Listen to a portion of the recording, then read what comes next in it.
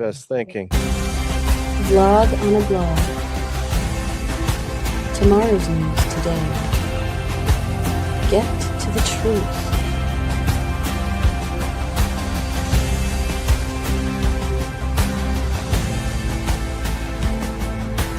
Listen, learn, live. Visit us at YAHOWAH.com.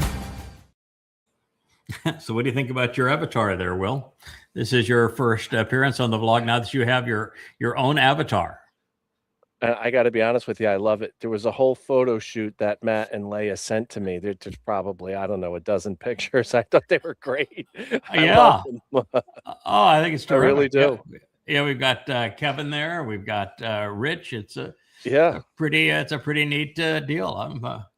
I'm real pleased. We are going to have to get our pal Captain Kirk. I know it's really early in the morning for him, but when the show goes, 8 o'clock? It's not terrible early, but 8 o'clock. But we need to get him out of the sack and him to return. Because he's got a solo shot on that introduction.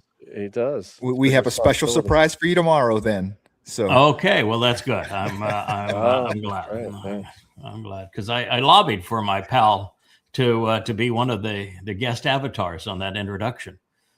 So I'm hoping that works out good. And then if we continue to use John, who I really like, John is he's the answer to Gen Z. He is one of the few non-zombies of the generation. The anti-Z, huh? Yeah, the anti-Z. Yeah. We may get a second avatar on the Kirk page so that we have two on that page too. That would be good.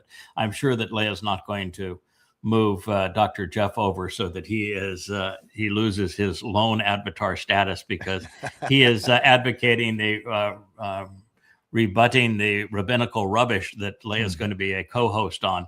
So she's got to, of course, use this as a little promo for her show. Yeah, I don't know if you know that, but that's the upcoming show is we've got Jeff finally to say, okay, I'm going to do this. He's going to do a show on refuting rabbinical rubbish, and his co-host is going to be Leia. Oh, that's wonderful. Yeah, so that's the reason why that is part of the introduction. Well, welcome to the vlog on the blog. We're going to continue. It's been another interesting day in the news. We're going to talk about a lot of things, including refuting this POS here. The conservative alternative is way outside of his or her bounds. Conservatism would be individual responsibility, not religious responsibility. And this notion that there is a God that endorses Christianity, that there's a God of a cross, that there's a God of knights, that there's a God of men killing other men and wearing mail as opposed to being protected by said God is among the dumbest things in the history of dumb things. So I just want to say that the conservative alternative, you should choose a different name because conservatism actually has merit, but not when it's deployed this despicably. The Crusades were not justified. They went too far, and everything in Christianity is upside down and satanic. And fortunately, in 7 years from now, it will be over. There won't be a single Christian left on this planet, and it will be God's choosing to eliminate them. So you're on the wrong side, and you're just making a fool of yourself. So you can go hang around all the medals you want to and pretend that you're some kind of a heroic person. But this is sick. That's what it is. And anybody that wants to pretend that it's a Rockwell image and you're looking up to somebody that's noble, that's fighting for independence, God, and freedom, you are being played for a fool. There was no Jesus. There is no Mr. Christ. The whole thing is a disgusting lie that does nothing but irritate God. Yeah. You know, Yada, there's a recent evolution of conservatism, right? And the Barry Goldwater conservatives prior to Ronald Reagan were conservative in the way that you speak of, little c, where small government, lower taxes, less government Mhm. involvement, and it was less about religion. When Reagan came along, Reagan decided to pull in that evangelical Southern, Democrat and Republican over the pro-life issue. And that's when it really, in the 80s, it really, Republicans and conservatism really took on that Christian Yeah, banner, that's started that's not marching quite under that. that's actually not quite right. It's close. Mm. But remember, I'm 6,000 years old. I've witnessed a lot of this. Right. Reagan wasn't much of a Christian. His wife was It actually was not. the occult. They had seances in the White House. That's right. Yeah. Reagan didn't give two hoots about any of that. He did not He orchestrate did that. not. He did not make that decision. A man that I was very, very close to, in fact, very good friends with for a number of years. But before this mission and responsibility came upon me, Jerry Falwell. He was the founder of the Moral Majority. Yeah. It was Jerry Falwell's idea Mm. to rally Christians behind Reagan. It was Jerry Falwell's idea to create what he called the Moral Majority. It was Jerry Falwell's idea to take the old-time gospel hour, which was his television promotional medium, and to use it to engage and enter into politics. Yeah. And so Jerry Falwell was the impetus behind this, and to some degree, he worked with a fellow named Ralph Reed, and That's right. Ralph Reed, where yeah. Jerry was a misled but decent human being, Ralph Reed was a really conniving SOB. They did some really, really despicable things in the name of Christianity and Christian politics. And they are the forerunners of, the tripe you have seen from the likes of the Charlie Kirks, where you mix MAGA politics, promoting the devil himself, a rapist and pedophile, under Christian garb. So it has changed a lot. Reagan was actually modestly conservative. He did buy into what's called the Laffer curve, which was this realization that if you lower tax rates, you will bring in more revenue because you will create the supply incentive side. for more income. So a smaller slice of a larger pie was better for everyone. That is the Laffer curve that was turned into trickle-down economics because the Dems didn't understand it. And the conservatives weren't well enough versed in economics to explain it either. But that is the Laffer curve. It's been proven numerous times. It was what created the Reagan recovery from stagflation under Jimmy Carter. He at least had conservative economic advisors around him. And so he was able to pass legislation that encouraged productivity. And we had a bit of a revival in American economics under Ronald Reagan for returning to free enterprise principles, where we stopped punishing success and rewarding failure. Reagan's failure was that he was a congenial fellow, and he was just as happy to be pleased by and entertained by the most liberal factions of Washington. And so he, as a conciliator, he just wasn't an effective individual in terms of being a leader to bring the nation back. He compromised on everything. And you just can't compromise yourself to success. And that's who he was. So, long story, but conservatism is something that YAHOWAH would strongly uphold. He likes individual responsibility, individual values, individual work. He is a huge proponent of work and responsibility in that regard. And he is a huge enemy of collectivization. He always views that many men are bad men, always without exception, that governments of men and institutions comprised of many men are always evil. So that's why I get upset that somebody will use a title that is advocate something that is positive and worthwhile, and then spew religious nonsense underneath it. So there was a period of time when I actually entertained this again before engaging with YAHOWAH, what I entertained being a libertarian, because the base beliefs of libertarians are government only does what only government can do, and then as little of it is absolutely possible, and that individual responsibility and accountability takes over from there. And unfortunately, almost all the libertarians were religious wackos. So That's right. You just realize you just have to opt out of politics entirely. Yeah. Yeah. And I think you hit the nail on the head with saying Norman Rockwell. That is absolutely the aesthetic, the style that they're trying to go with here, throwing back to. They've taken a Norman Rockwell painting and they put this idiot in the midst of it.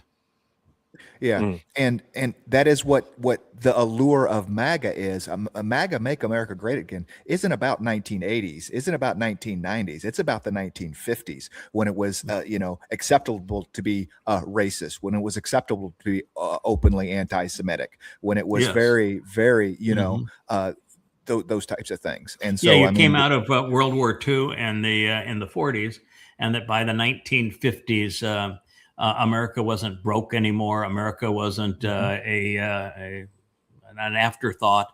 The rest of the world was bankrupt, and so America was a cool place to be. A lot of innovation, huge progress, and so America was a pretty cool place to be.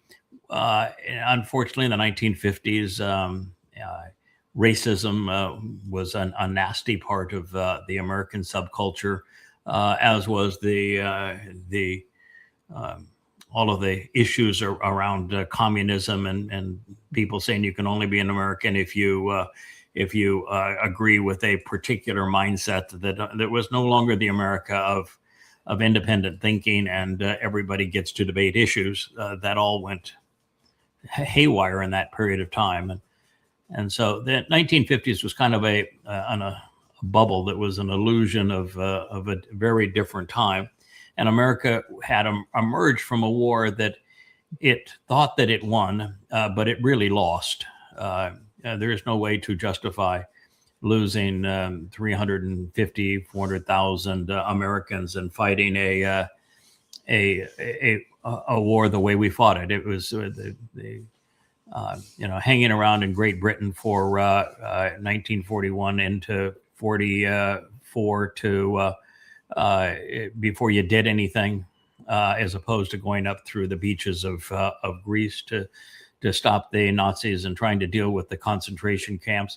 What we did there, and then Eisenhower sending men in against the teeth of the Nazi defenses. I think what we did was insane, and because we did it that way and that we partnered with Stalin, who was worse than Hitler, we left Europe worse than we found it, which is why I say we lost that war as opposed to winning the war, is that we left the Europe controlled by Stalin, and that was far worse than was Hitler. So I think FDR was I think he was a fascist. That's what I think. And that then you look on the other side, you can't justify losing another 200,000 Americans on the Pacific front in that war.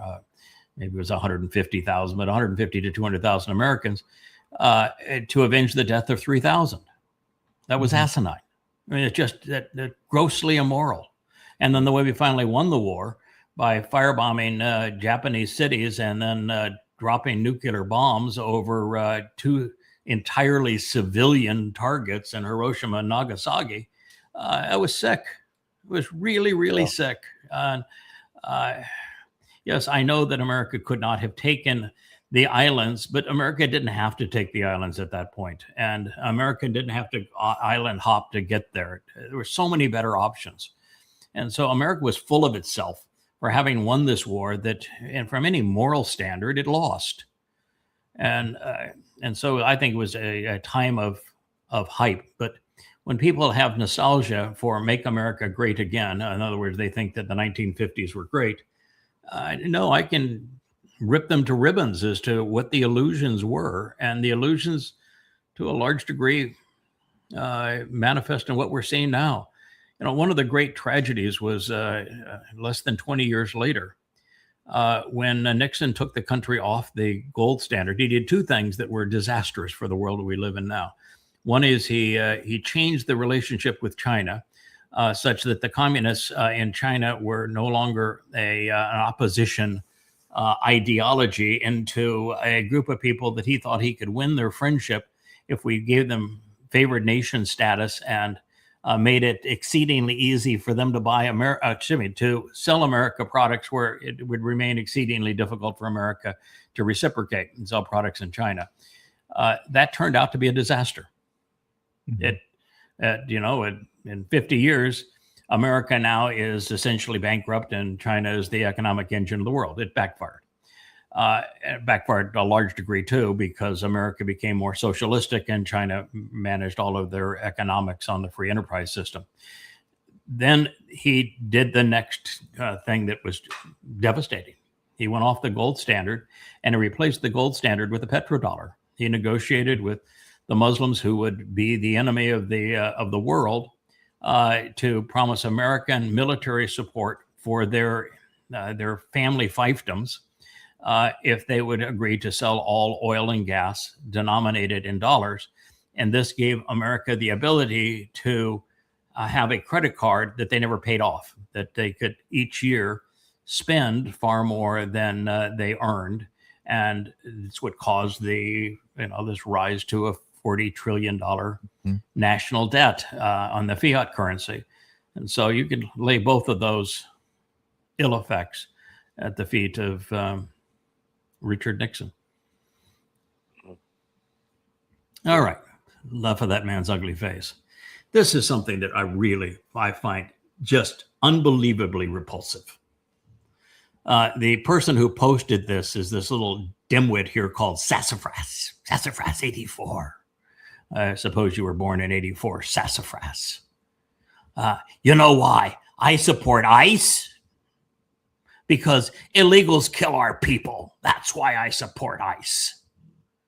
You're nothing but a dimwit.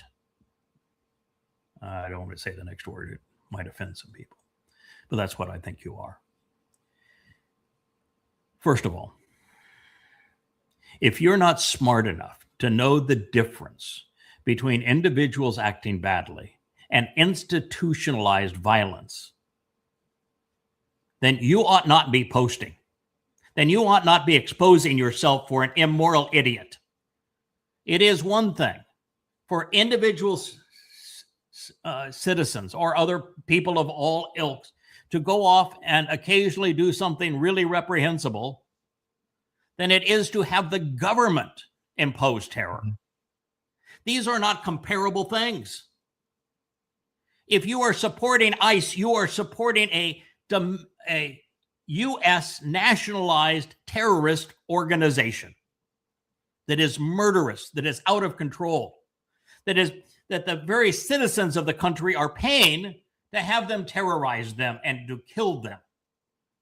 This is infinitely worse than some random person committing a horrible act. Infinitely worse. And you can't tell that? Sassafras? What in the hell is wrong with you? And oh, by the way, you can look it up.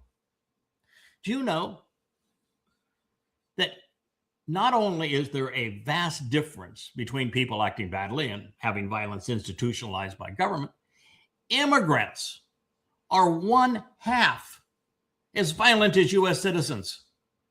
1/2, rather than immigrants being twice or 3 times or 10 times more lethal than U.S. citizens, as you would infer from reading this idiotic post, this grossly immoral post by Sassafras. The opposite is true.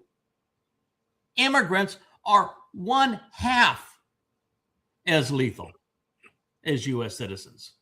Immigrants have a lower per capita murder rate than U.S.-born citizens. Peer-reviewed studies. These are studies that are academically done and then checked for their accuracy and the accuracy of the assumptions and the data and the theories of other scholars. including the landmark data that was collected in Texas, where this is an ongoing issue. And they show undocumented immigrants are arrested for homicide at less than half the rate of native-born residents, at less than half. So you're repulsive. You're standing for a rapist and pedophile who is Satan incarnate as the president of the United States.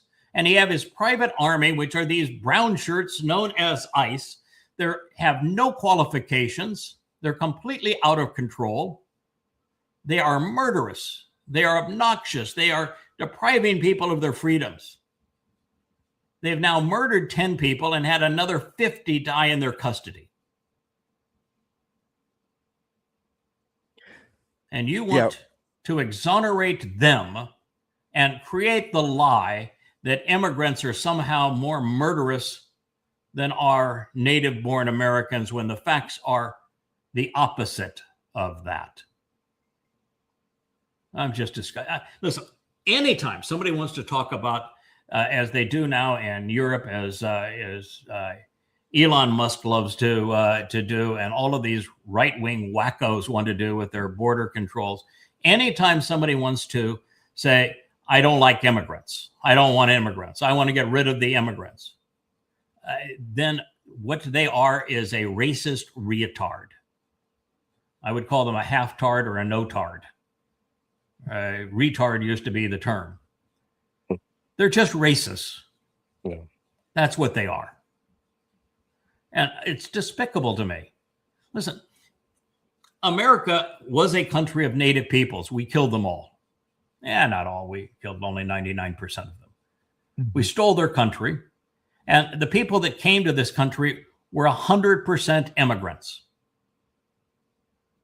This country, as we know it now, was stolen from the native population and was built entirely by immigrants. And you want to say, just because you feel special, that we can't have any more immigrants? Oh, you say, well, we have to go through the process. The process is asinine. It's the government that runs the process. The process is absolutely asinine. Yeah. So it doesn't work. And oh, by the way, the majority of the immigrants that come here are because of our asinine drug use, so that we create a culture in South America that's impossible to live in, because Americans are so screwed up they can't live without their drugs. Yeah. So and our go immigration to hell, process. Sassafras. You are disgusting. And all of those who agree with you, including most of the users here on X, including the owner of X. That's my rant. Got anything to add, fellas? Well, yeah, there's a couple points on this that came up as you were speaking. I mean, working backwards, the last one you talked about was our drug use, also our wars. A lot of our immigration comes from places that we go to war to, and so we get a very large population of Muslims of people that we have just gotten done or are actively bombing. Because we destroyed Libya, because we destroyed Syria, because we destroyed Iraq, because we destroyed Afghanistan. And now we're destroying Iran. I mean, in fact, even the Iranians that have come here previously were because Jimmy Carter returned the Ayatollah. We do this to ourselves through our own stupidity. Yeah. Yeah. And what do you think is going to happen in Venezuela now that we're bankrupting the country? I mean, they at least had some source of income with the sale of their oil, and now they got nothing, because Trump's confiscating the proceeds of the oil. That's right. Yeah, those that can make it, that can get out of Venezuela and make their way up here, because that's been going on for a long time with the socialisms there. People have been trying to flee. Yeah, and what's going to happen with the United States imposing all sorts of tariffs on Mexico, when one of the things that was intelligent is creating maquiladora so that people could earn a living in Mexico and could stay in Mexico and care for their families, by making products in Mexico. And now you put tariffs on them so that they're out of the jobs. And you're undermining the credibility and the stability of the system by saying you're not going to renew NAFTA. It's asinine what we have done. Yeah. And then you say, well, we're going to export them. Then who's going to harvest your fields? Who's going to wait on your table at the restaurant? Who's going to make the beds and the hotels? Who's going to do the jobs you don't want to do? Who's going to do the construction jobs? Because it ain't this current generation of native-born Americans, this Gen X, Gen Z, they're zombies. They don't work. So who's going to do the work? You're so damn counterproductive and stupid, sassafras. So I'm surprised you even have the wherewithal to write, this is why I support ICE. They all died because of illegals. Go to hell. Yep. And the other issue with this is ICE itself. Okay. An animal, an organization, a machine has been created here that is going to be too big to put down. At some point, it's going to run out of immigrants and it's going to turn itself onto American citizens. Of course. Whoever Trump decides the next enemy is, that's his personal force right there. Well, actually, the brown shirts are going to be used, ICE is going to be used exactly the way Hitler used the brown shirts. They are a replica of them, which means that Trump has already prepared the U.S. military, and unfortunately, there isn't anybody in the U.S. military with any character anymore. You found that out because fewer than 8 resignations out of 800 flag officers when Trump said, I'm going to deploy you in the United States, you're going to find out who the real enemy is. Soon, Trump is going to do the same thing Adolf Hitler did. He's creating the Fourth Reich. And that is that Hitler had his brown shirts, his ICE, to disrupt the Germany and to create an environment where he could rise to unquestioned power. But there came a time when the brown shirts became too well armed and too integrated within the Nazi apparatus, where the military said it's them or us. Take your pick. And the military in America is going to say the same thing. It's the generals are going to say, we're the ones carrying the guns. We're the ones that are going to do the fighting. It's them or us. And then you had the Night of the Long Knives in Germany. Well, Donald Trump is less loyal than was Adolf Hitler. You're going to have the Night of the Long Knives, and ICE will be put down. But it will serve its purpose over the next couple of years, and then Trump's going to have total anarchy. He's going to deploy the U.S. military in the United States so that there's no elections in 2028. That's the plan. Watch it unfold. And this what we're seeing now through ICE is a symptom of a broken legal system. The people that have committed these heinous acts, immigrants or not, committed a crime at some point. And so why were they not indicted? Why were they not in trial? Because the Justice Department is controlled by Trump, who is vindictive, who threatens everybody, because that's who he does. This president that Sassafras supports, he is a conniving, vindictive one. He is demonic. He will tear everyone to pieces. And so even liberal states like Minnesota, they're afraid to indict and convict, to try the murderers of Pretty and of Good. And my guess is you'll find Maine the same way. They'll be afraid to prosecute this fellow, and you'll find the same thing in Texas.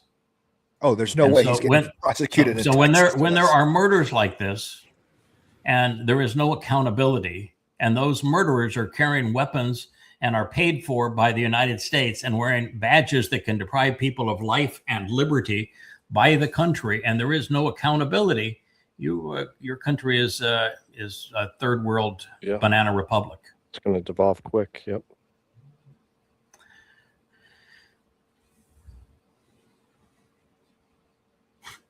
I'll take the Christian and hold the Judeo. How could you be that effing stupid? I mean, really, how could you be that effing stupid? If you removed the Judeo from Christianity, you'd have nothing left. And the whole thing is based upon robbing the Jews of everything. All the promises to the Jews, the Jewish Messiah, the Jewish king, the Jewish city, the Jewish everything is it's the whole thing. You know, even your pretend Jesus, he was Jewish. Every one of the letters of Paul was Jewish. So holding the Judeo is like saying, I am so effing stupid that I don't even know the origins of my own religion. You know, the entire religion is based upon counterfeiting the things of the Jews and stealing the things of the Jews. So if you don't want to be Judeo, why did you follow a religion that stole everything from the Jews and counterfeited everything from the Jews? Because that's all you got in Christianity. It's a thievery and counterfeit. It's, as Eusebius said, it's the Hebrews have been a boon for Christianity. Mm-hmm. Right? Yeah, you get right to it. It's the gospel Jesus is a counterfeit of the actual Messiah, Son of God and Savior, the chosen one, Dowd, is nothing but a counterfeit of Dowd.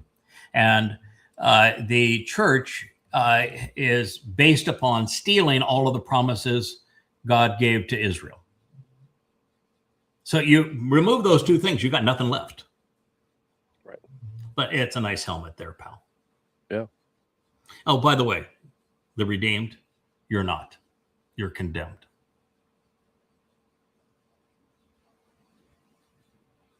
And by the way, redeemed is a Hebrew word and a Hebrew concept, not a Christian concept.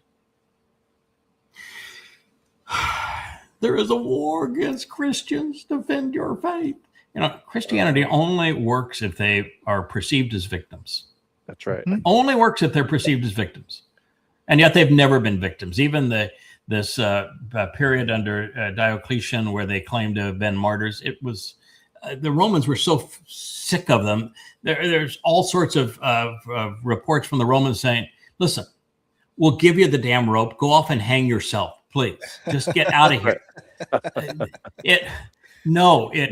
It wasn't the case. You made it up because you want to make it look like faith had some merit. And so if you had people willing to die for it, it created the illusion that your faith had some merit. So you created this martyrdom mindset. It's the same martyrdom mindset that propels Islam. It's absolute rubbish. Christians are not being fought against. There's no war against Christians. Although there will be, there should be, and there will be, because the religion has been the single worst thing that's ever happened to humanity. Single worst thing that's ever happened to humanity is the religion of Christianity, and it will be exercised in its entirety within 7 years. Yeah. And now I know the guy that's going to do it. Right. So, well, it's going to be I'll be sure to find you pissed off. And by the way, you will be. I will assure you that you get to earn that title.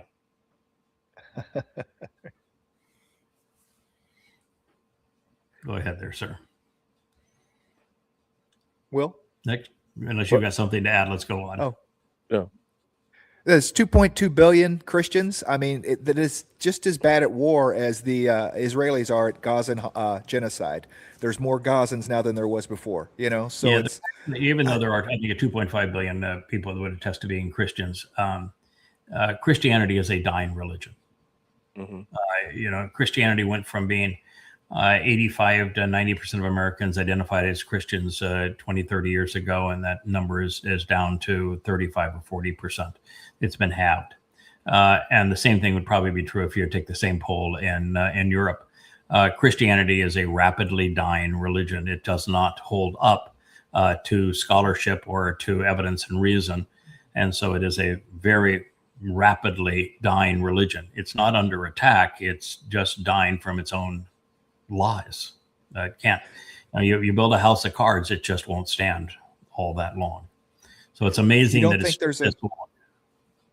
You don't think there's a sense of not necessarily intentional, but a restructuring of with all these new style, new age churches and stuff that, I mean, because the idea of Christian values is, there's no longer the big mega Catholic churches or the big bad. You have the Joel Osteens, you have the, this rebranding Yeah, where people are searching out their own, new agey type of Christianity thing. That no, the super pastors have gone all the way back to the 4th century. Wasn't it John the Golden Mouth that conceived the vitriol that was used against Jews and later incorporated by Eusebius into the text of Sinaiticus and Vaticanus?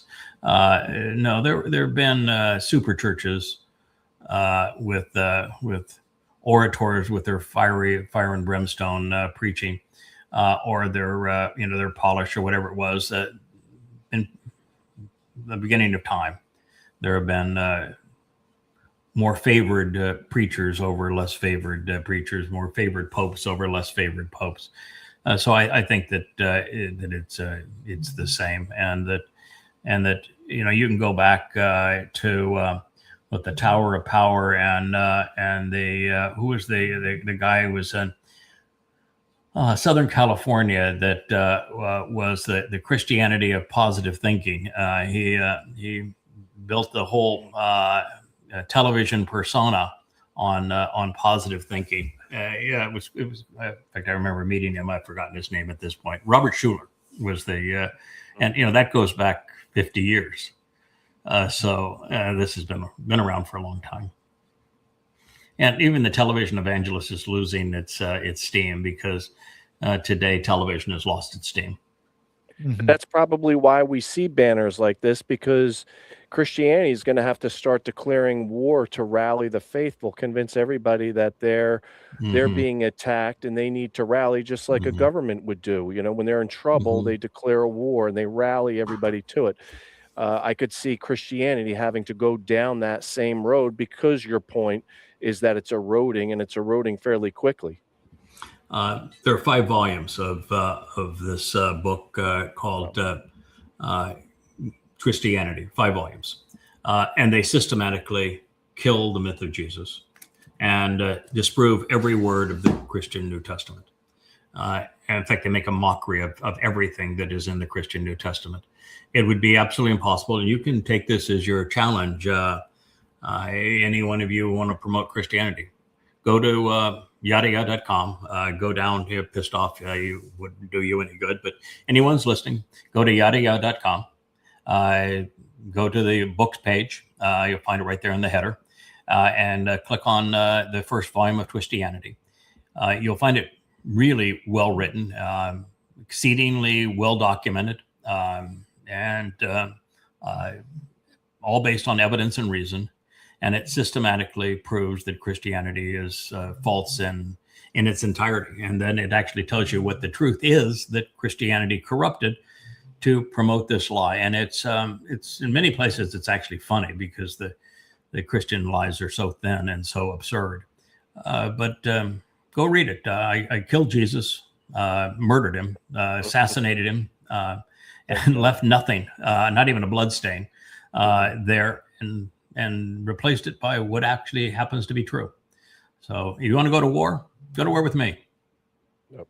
I'll take all 2 points. I'll take all 2.5 million Christians on single-handedly, and we'll defeat you all collectively. Yeah. Take about That's what I was going to say is win that war. The book has already done that. The book has already won the war. They just don't realize that they're dead yet. That is correct. That is correct. They just haven't accepted the terms. I've already won this. I've already won this war. It's over. You just haven't announced your surrender, but you will.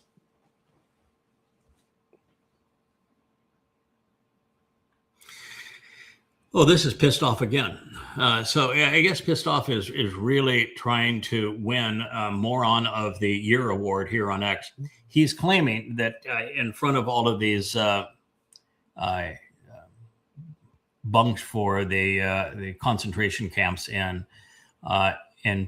Germany, these were actually be in Poland, but He's claiming that it was Eisenhower that put German soldiers in there and starved the German soldiers to death. And those aren't Jews that were starved by the Nazis. Those are Germans that were starved by the Americans as POWs. Now, Sure. imagine being that stupid. I mean, I can't be it's just beyond the pale that somebody could actually be that stupid. By the way, Rich, we're having. I know. Okay. So I'm here to tell you that it was Germans that assassinated 6 million Jews and 6 million others.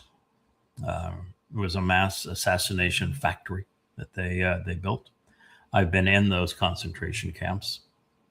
I have I've seen it, and I'm one of the few people that's not only read Hitler's Mein Kampf, but written books comparing Mein Kampf to the religion that it is the most similar to.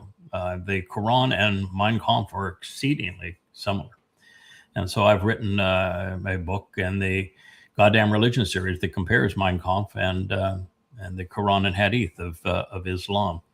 And again, have been in these concentration camps. And I'm here telling you pissed off. I'm going to assure that you're really, really pissed off in the future because your level of depravity, it has no place in this world. I understand that it's beloved on X, but I'll take the owner of X with you and make certain that you are properly escorted to Sheol and never see the light of day again.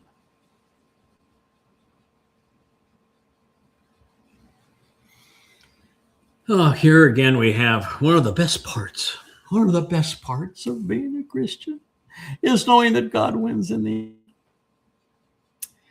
end. And you don't even know who God is. Yeah.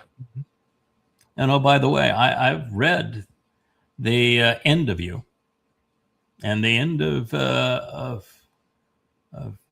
rule on earth comes with the eradication of every Christian, every religious Jew, and every Muslim, and every Marxist as well as every Hindu.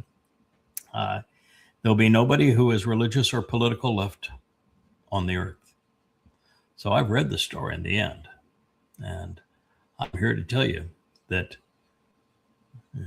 Christianity, you lose, as does Judaism, as does Islam, as does Marxism. God's going to restore the earth to the conditions of Eden. He's not going to make it a desolate place like that. And when he does, he has to remove all of the briars, all of the weeds, and religion is the ultimate weed. Yeah. Bye. I would not be playing with snakes and sandals. Good job to the AI, though. I mean, I got 5 toes, so well done on. Yeah, that's pretty good. Yeah, Pretty good all for right. AI. All right. Yeah, what they're trying to talk about here is the punishment of Hasatan in the narrative in the garden, where he will be eating dirt, crawl on his belly, and then he will go after the heel, where the remedy will be that he will be crushed in the head. And I can assure you that this Sola has no clue as to what the actual message of that garden story was, who the serpent actually is, why the serpent was programmed to do as he did, who Yahowah represents, who Adam represents, and why each of those judgments was laid out by God for each of the 3 independently at the end, and how they are ultimately resolved. I can assure you that I do know, and I have written about it. You can go to YAHOWAH.com and listen and read, and you can know too, but at this point you do not. God does win in the end, though. Too bad they'll die estranged from him. Yeah. I do want you to play this one. It's not all that short, but it addresses Lindsey Graham. And it is a very articulate condemnation of Lindsey Graham. I think Lindsey Graham is, again, the scum of the earth. I think he was the devil's advocate. And the only thing that I would say that he fails on, and he's very articulate, is that he did not present the video of Lindsey Graham with John McCain going to the neo-Nazi factions in Ukraine long before the proxy war with Russia began. But as Lindsey Graham and John McCain were promoting regime change and had, by violence, changed the government of Ukraine from pro-Russian, voted by the people pro-Russian, to anti-Russian by way of weapons supplied by America. And then those two goons, and I hate to say that because I actually like John McCain, I knew him quite well, went into Ukraine and told the Ukrainians, and I've played the video many times, it's easily searchable on the web, that your war will be our war. We want you to go kill some Russians. Yeah. And he is on record constantly saying, and indeed in the last speech before his death, that the best investment America ever made was using Ukrainians to kill Russians. Mm-hmm. This was a murderous madman. For sure. His legacy is that of death and of deception. He started the war that he blames Russia for responding to.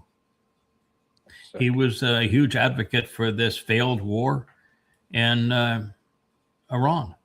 He was a huge advocate of Israel destroying Gaza as opposed to dealing with the real problem, which is Islam. He was wrong about everything and a disastrous person for this world. It's why I'm so upset that there are pro-Israeli accounts and Netanyahu praising Lindsey Graham when he was so counterproductive as a human being. He was literally the devil's advocate. Mm-hmm. So let's play this. This was a true monstrous enemy of humanity, Lindsey Graham. He openly declared that killing Russians was one of the best investments the American people could make, one of the most profitable investments imaginable. For this, Russia officially recognized him as a terrorist and an extremist. But I want to draw attention to the symbolism of his death, a man who was simultaneously a Zionist, a Russophobe, an extremist, and a terrorist, a classic warmonger, an instigator of wars, a supporter of genocide, someone who suggested dropping a nuclear bomb on Gaza, an aggressive, perverted madman. He literally embodied everything we despise and hate about the modern West, the worst of the worst. The fact is, in his final video, he stood in Kiev holding a drone loaded with explosives and said straight to the camera, "Right now, this is all going to fly into Russia, and Russians will die, Russian children, Russian women, Russian elderly."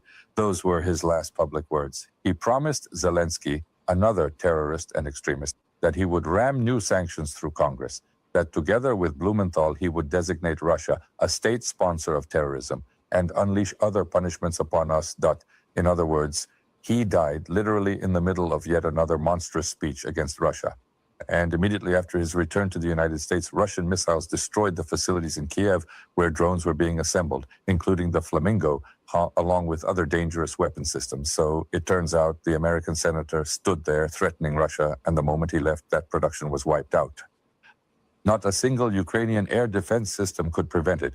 Now, there is neither the factory nor Lindsey Graham. From a symbolic standpoint, the entire story with Lindsey Graham is an undeniable information victory for Russia, Iran, and China. The stupidest thing we could do right now is start saying, yes, of course, he went too far sometimes, but we express our condolences. Absolutely not. They are constantly trying to mock and humiliate Russia through similar information campaigns. The most correct symbolic position in this situation is simple: a dog's death for a dog. When your open enemy, a vile creature who hates you, dies, is that really a reason for sadness? I am not calling for crude gloating, but this is an element of information warfare. And in this game, you can only play it two ways. Mm. You know, if that guy knew YAHOWAH, I could retire, man. He's articulate. Yeah. I don't think he went far enough, which is hard to imagine for some people because Lindsey Graham was a more vile liar than this, and the entire war was conceived by Lindsey Graham and others. I mean, it goes all the way back to George Bush and Obama and Victoria Nuland, and then Trump was up to his eyeballs, and Biden and the Ukrainians actually starting the war with Ukrainians started the war twice. Once when they started murdering ethnic Russians in the Donbass region at America's assistance with American weapons, with Lindsey Graham's insistence, and then when they blew up the Nord Stream pipeline. And then to the vile nature of America, then promoting propaganda such that 80% of Americans believe that the Russians were the aggressors. In fact, you look at anything. I looked yesterday. There was a positive accolade to Putin and some of the things that he's accomplished. And the vile responses on X, where literally everyone condemned Putin and made it sound like that Putin had invaded a free country and that he was the villain, when America is the villain and Lindsey Graham was the villain. And I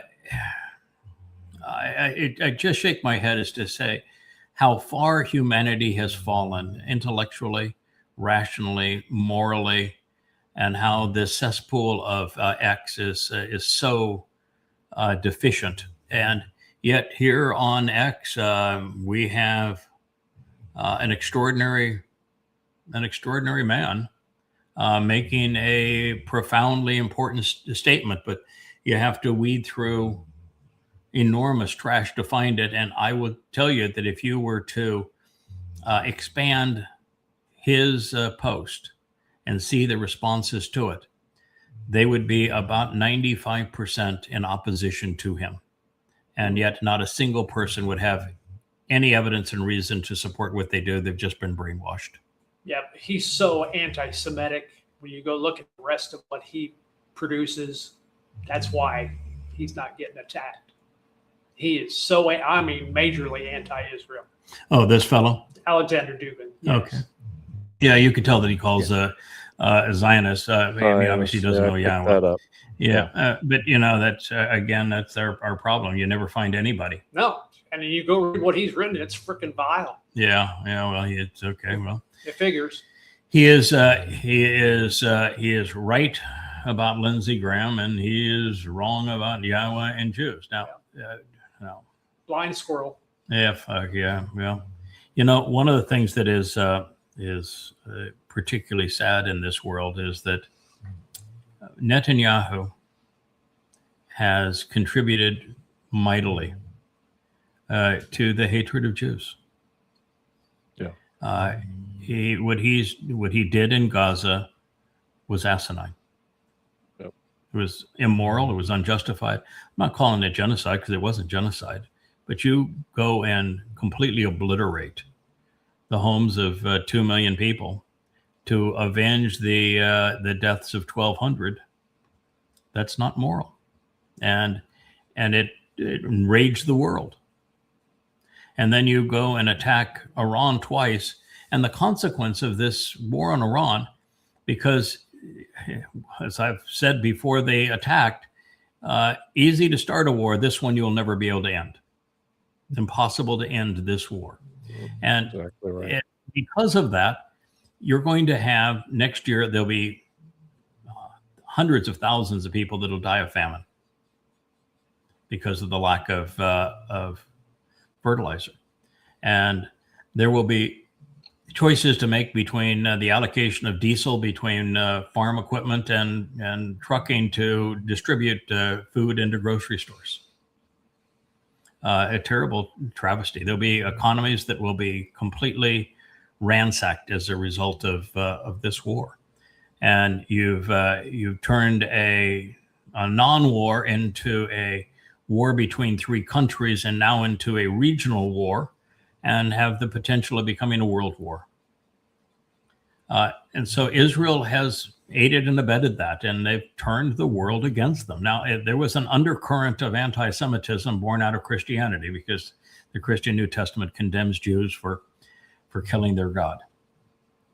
And so there is this tragic anti-Semitism as a result of that. But Netanyahu and company have done a lot to exacerbate a very, very bad problem. And now Israel is completely alone. They have no support anywhere in the world, and isolated. They've clung to Trump as if they could rely on him, viewing him as the second coming of Cyrus, when in fact Trump is Satan. Their prophets spoke about him. They ought to be able to read their own prophets, and he's the great betrayer. And he's already betrayed them, and it's just going to get worse and worse and worse. Trump was always looking for a scapegoat, and Israel's going to be a scapegoat. Yeah. He's already made that clear. So I'm sorry that this fellow who was so articulate, although he missed points that he should not have missed. If he's really well informed and rational, he should not have missed the points that I brought up. And I was disappointed that he brought up Zionists. The fact of the matter is, Lindsey Graham was one of the reasons that Netanyahu felt at liberty to destroy Gaza, why Israel felt at liberty to attack Iran not once but twice. And those were exceedingly counterproductive things for Israel. It was the wrong move. It's a disastrous move for God's people. And I don't like Netanyahu. But again, I watch a lot of news. I'm a news junkie. Because you can't do a program like this, and you can't analyze prophecy unless you're up to speed. And the very few people who are in the public eye who give lip service to Israel, they do so for all the wrong reasons. There is not I don't think there's anybody out there who is supportive of Israel for the right reasons and is opposed to the Israeli government for the right reasons. And the overwhelming preponderance of people, their simple answer to everything is blame the Jews. Yeah, I bet Ukraine won't be doing any show and tell tours to American senators anymore. I mean, can you imagine the day after that senator, or that day that the senator leaves, that facility gets just completely taken out? The AI that they're using which it means that Putin could have killed him. If Putin wanted to kill him, he would have killed him. Yeah. And Putin would have every reason to kill him. And by the way, I understand if you're a Russian, you're going to despise Israel now. Israel played a role in removing you from Syria to install the head of the Islamic State. And Israel has played a very active role, not only with the Mossad, but with actual IDF troops in Ukraine to defend the Ukraine and to help the Ukraine attack Russia. So Israel was a beneficiary of Russia when Russia allowed Israel access to Hezbollah kinds of things that they could blow up, and when worked with Israel in trying to maintain Israel's security when Russia was involved in Syria, and thought that maybe, we ought to get some benefit from working with Israel. Putin was exceedingly supportive of Israel in that regard, and then Israel turned on Russia. And so as a Russian, you would have every reason to say the Israelis can't be trusted. Yeah. And, here again, Russia's second most important ally is Iran, and Israel is the one that's destroying it. So, again, if you're a Russian, you're going to be exceedingly unhappy with and disgusted by Israel. I'm not going to justify his response, but it's still true. Israel has become its own worst enemy. Yeah, the only fact checker we can trust. I want to tell you that if you were fact checking the New Testament, which is what I did, this is one of 5 volumes fact checking the Christian New Testament, and I can tell you that the score was an F-. So the front half is pretty good. The front half is pretty good. You've got to remove the book of Ezekiel. Actually, you can use the book of Ezekiel. You just have to know that it was inspired by Satan. You need to remove the book of Job. It doesn't belong. And if yours is a Catholic version and it has the book of Enoch, you need to remove that. You should remove the book of Esther. It has no merit. But you get the trash out, and of the Hebrew portion of it, the first half of Daniel is all trash. Then the first part, you'd have to remove the word holy from the front. Holy means diseased in Hebrew, and Bible means to confuse by confounding and intermixing. So you'd have to change the name, and then you'd have to remove the entire last quarter of it, which is called the Christian New Testament, because it contradicts the front of it. And so if there are many facts in the first 3 quarters, but all those facts are upended and challenged and contradicted in that concluding 1 quarter. So you can't have a book that negates everything that was said in the first 3 quarters be factual and credible. It's unbelievably stupid. It's like saying, okay, so God was an utter failure. He couldn't save anybody. He came up with a plan and fell asleep on the job. He became really old, probably died. And so he authorized a sexual pervert and man who was demon possessed by his own acknowledgement to contradict everything he said, to besmirch his Torah and his name and his reputation, and gave this man total authority over the world to come up with his own plan, which is, but I, Paul, say. Sure. Yeah. That's correct. Governments are good. Governments are good. Yeah. So no, the New Testament is internally contradictory and filled with deceptions and lies, and every quotation of the Torah, prophets, and Psalms found in the New Testament is errant. Every single one of them. So, and the 4 Gospels are internally contradictory, and Paul's letters are illogical and irrational. You got nothing. I mean, Christianity, it's the dumbest religion, really. I keep on saying that. There's some other dumb religions. Islam's pretty stupid, and Mormonism's pretty stupid, and Scientology is pretty stupid. So, Hinduism. Scientology was always supposed to be stupid, though. Scientology got started as a joke. So yes, it did. It got started as a joke. It's not a joke anymore because it ruined so many lives. But it was started as a bet. L. Ron Hubbard was a bet that he couldn't create he was a pretty good author, that he couldn't create a story that would be turned into a religion. So he came up with the volcano and the spaceship and the souls that were disgorged in the process. And voila. Voila. It's amazing. You can get enough money behind it. You can sell anybody anything and they'll believe it. No, look at Mormonism. I mean, Joseph Smith was a con artist, claims that he was given a tablet and that he translated the tablet, which became the Book of Mormon, but then he lost the tablet, and then he was given a new tablet, but wasn't able to keep that tablet. And he claimed the only reason he was given the second access to the tablet, he was the only person that could translate ancient languages. And so somebody gave him a citation from the Book of the Dead before the Rosetta Stone and said, well, then translate this. And he did. And he said, oh, yeah, this is very consistent with the Book of Mormon. It talks about Abraham and the covenant and that sort of thing. And when it was an incantation, now we learned what you can actually try to translate. It's an incantation of the Book of the Dead and the Egyptian religion.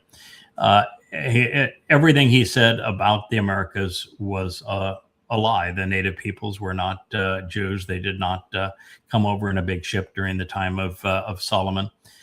And the details, the coinage and the horses and all the other things that he claims, none of it's true. It's all factually invalid. And so you could put Mormonism right up there with everything else that is just laughably untrue. But the whole basis of Christianity is a complete joke. Mm-hmm. There was no one named Jesus. There was no Mr. Christ.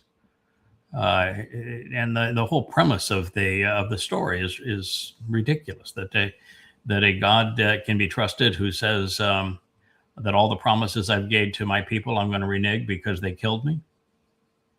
I got mad because my people killed me. That's your God. So he's not only dishonest, but people can kill him. Come on. How could you be that stupid? Yeah. Timothy Donahue, huh? And he's the one. It's not the little skinny guy. It's him. And evidently he killed somebody else in Chicago a year ago.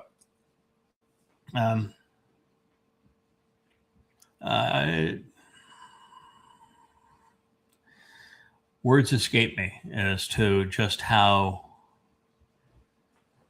reprehensible ICE is, Donald Trump is, MAGAs are, America has become. Yeah. The people that killed Good, that killed Purdy, that they're still on the job. All of these guys that committed these, it wasn't not even a slap on the wrist. Not an, oh, come on, man, you're just a little bit too gung-ho for us. You know, we're gonna let you go find another job somewhere else. No, they're still on the job to this day, still doing the same thing. You put a guy like that in a vest that says police, and you give him a weapon and tell him he can go and be this belligerent. And then you don't convict him so that it keeps others in line. Mm-hmm. You've created worse than the brown shirts. Yeah. And look at the people we have supporting them. Just a couple of posts prior to this one, people are still out there promoting and finding this acceptable. You would think there'd be a tremendous public backlash against ICE, and there's not. Certainly, the Democrats have an issue with it, but you're coming out of your garage and somebody is belligerent and yelling at you, and they're in an unmarked car, and they look like this, and you're going to, and you've got your daughter in the back seat, you're going to stop and subject yourself to madmen that out of control, that obviously can't be trusted. You put a person in an impossible position. And then you have the MAGAs promoting it, and the dumpster promoting it. It's demonic. Yeah, you play this little thing. It's just really short. A person jumps off the cliff, and they're given a lifeline from their God, and they want to say that's the nature of your pal Jesus. Amen. This is the nature of religion. I don't think there's any sounding. Oh, I guess there is. So yeah, you can. That's the whole thing. Just go right ahead and jump off that cliff. Believe that you jump off that cliff, you're not going to die. That your is going to whisk you up to heaven for no particular reason. That's the nature of. That's what a belief is all about. You're going to risk your life believing that you that cliff, and that somehow you're going to be saved. Yeah. Forfeit your soul in the That's why religion is so dastardly. Yeah. I can tell all who have died trusting Christianity are in one of two places. Their souls have been dissipated to nothingness, and they wasted their lives, or they're in Sheol. Not a single Christian is in heaven. Not one, not ever, including the mythical Jesus, including Paul, including Mark and Luke. They're either in Sheol or they're in their souls are dissipated to nothingness. Not a single person has ever been saved by the lie that is Christianity.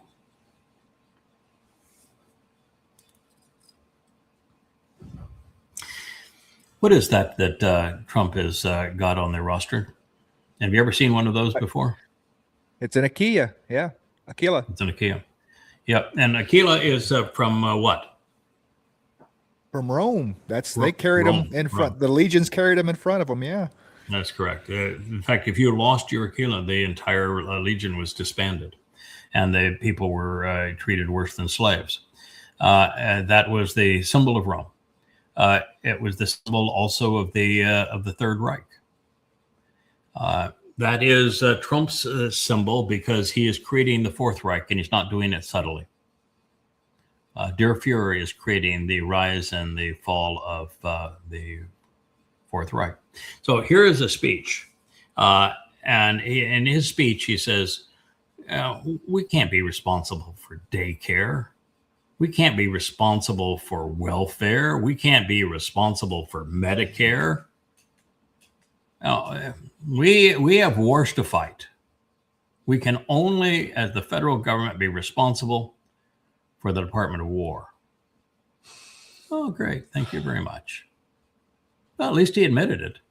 Yeah. Can't be involved in anything that might benefit people and that is not vicious and destructive. No, not Satan. The only thing we can afford is war. We're going to go kill people, destroy things, blow stuff up. That's what that flag now symbolizes and that Aquila symbolizes. We're going to go blow stuff up. Can't be bothered with any of your daycare. Can't be bothered with Medicare and with anything like that. No. Let's all for war and war for all. How do we imagine? You know, talking about I just noticed that the tassels on the flag have changed. Normally they're gold tassels. I mean, you can't see any of the fringes, but normally the tassels are gold. There's a complete flag protocol that exists. So each part of that flag has a symbolic meaning. And those tassels are new to me that are that red, white, and blue or whatever color they are. There is an absolute, they're not there by accident. No, and he's the guild. Trump Well, probably changed look, them he's on got the the whim. gold curtain, so the gold curtain blends with his Aquila. He's not behind the rostrum of the President of the United States, no, because he wants to be the Caesar of the world. He wants to be Julius Caesar. And I would like him to be too, at 2 Brutus. So at least he's got that part right. He's going to make his declaration. He's a god on the Ides of March, according to the prophets. So the Ides of March is the most important day in the Roman calendar. Yeah, he's building the Fourth Reich. Yep. That's why he has this arc to Trump. That's why he's building the ballroom. That's why he's got the Aquila there. That's why he doesn't want elections anymore.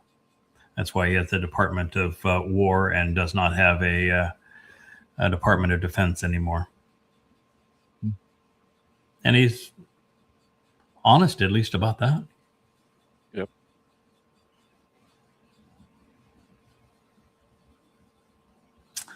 Don't make me tap on the sign.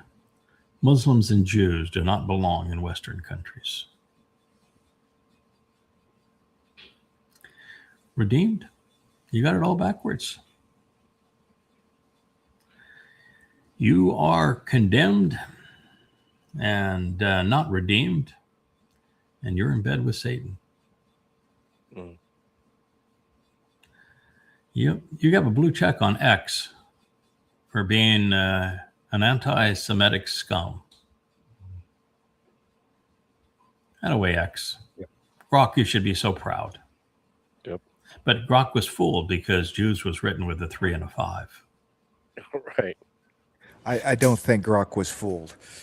I think Elon is quite all right with what this Anti-Semitism. I think Yep. absolutely. Yeah, absolutely. but he's in bed with Muz 5 wums. So maybe it was he fooled him on the Muz 5 wums. So who knows? But he's in bed with them. If it wasn't for them, he wouldn't have had the funding for SpaceX, and he would have been bankrupt a long time ago, even with Tesla. So he's in bed with the Muslims.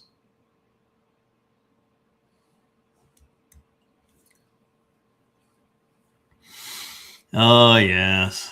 So yeah, here is Allahu Akbar. This is one of the big issues is Muhammad, if he was born in the year of the elephant, which is what the Quran suggests, and without any evidence to the contrary, the hadiths want to have Muhammad born in, I think, 570, and so that he would have been 50 or 40 when he started with Islam. But the Quran celebrates what's called the Year of the Elephant, and as such, the only reason it would even speak of the Year of the Elephant is to insinuate that that was the time that Muhammad was born. That being the case, he was 66 when he started screwing around and sexually with Aisha, who was 6. 66 and 6. 666, a nice combination. But Muhammad was never satisfied with raping one 6-year-old child. He received children from other surrounding communities as part of deals that he did with them.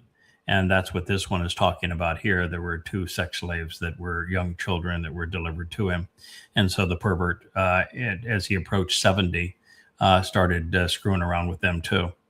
And then to make matters worse, every time that Muhammad robbed and terrorized a Jewish community, he always killed the men and he sold the children into slavery. But he would take the prettiest Jewish woman, and he did it over and over and over again, and it's confirmed in the Quran and Hadith. He took the prettiest Jewish woman and he confiscated her after murdering her husband and her father and her sons, and perpetually raped her. And so he's not just a rapist; he's a rapist of women whose father, sons, and husbands he murdered. And that's a rapist of an entirely different caliber, isn't it? And all the while exactly he had what happened on sex October slaves who were 7th. little children. Yeah. Yeah, So you can see where it comes from. Muhammad is not only was not a prophet, he was the scummiest man who ever lived. And so if you're a Muslim, you need to know that what I'm saying is not my opinion. It's proven over and over again. This is one of 5 volumes, 4,200 pages on Islam. And in this book, I absolutely and unequivocally prove that Muhammad was a terrorist, that I use the Islamic Quran and Hadith. This is a citation from the Quran 66:1. I cover the entire Quran. I provide 6 translations of it, including my own. And I set the Quran into the context of Muhammad's life, reorder it chronologically, and systematically prove that Allah was Satan and that Muhammad was a rapist, a pedophile, and a mass murdering terrorist. And everything that he said was a lie. It's a shame that there are 2 billion Muslims. But you put all these things together and you realize that, I've written 5 volumes to disprove Christianity and have killed Jesus. And I've written 5 volumes to disprove Islam and have shown that Allah is Satan and that Muhammad was not a prophet. It's a lot for one life. Yeah. And that was a part-time job, because my primary focus is translating the Torah, prophets, and Psalms from the Dead Sea Scrolls and providing insights as to who God actually is and what he's offering and what he expects in return. Yeah. The main gig is being a Bashar, right? Yeah, human error. Yeah, that's the main gig. But God wanted me to start with exposing and condemning Islam, which I have done, and I've done 10,000 radio interviews in support of that, and then to repudiate Christianity, which has started off as questioning Paul, and now is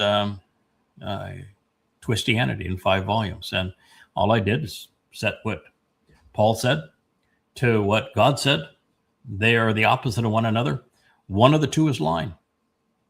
And since Paul claims that he is working for the God he misquoted, there is no set of circumstances where it's possible that Paul told the truth. And Paul is the basis of Christianity. He's the one who invented Mr. Christ. He wrote the first 14 books of the religion, and the next 3 were written by his posse, Mark, Luke, and Acts. So he is Christianity. Yeah.